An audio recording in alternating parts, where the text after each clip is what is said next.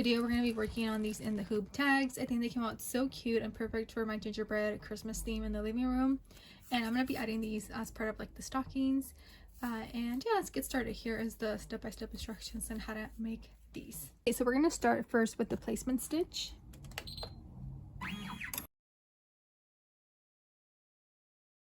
So the machine is stopped, and now we're going to place our piece of fabric on top. For this project, I'm using this faux leather. You're also welcome to use felt or any fabric that doesn't fray.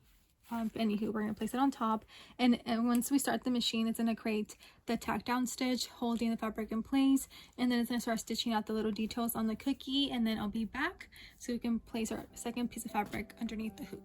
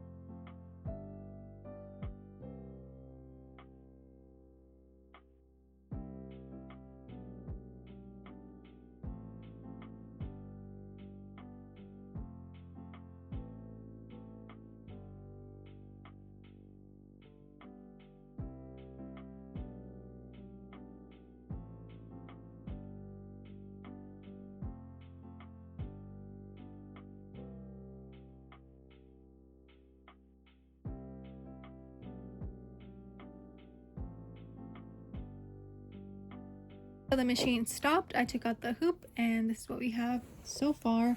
Now we're going to flip it to the back side, and we're going to be adding our second piece of fabric on top like that. And I'm going to be using the basting adhesive to keep that on there for a bit.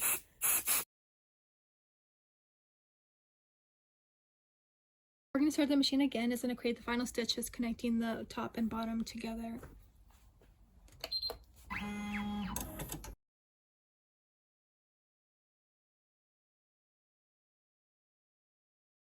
Here it is, all done, ready to cut out.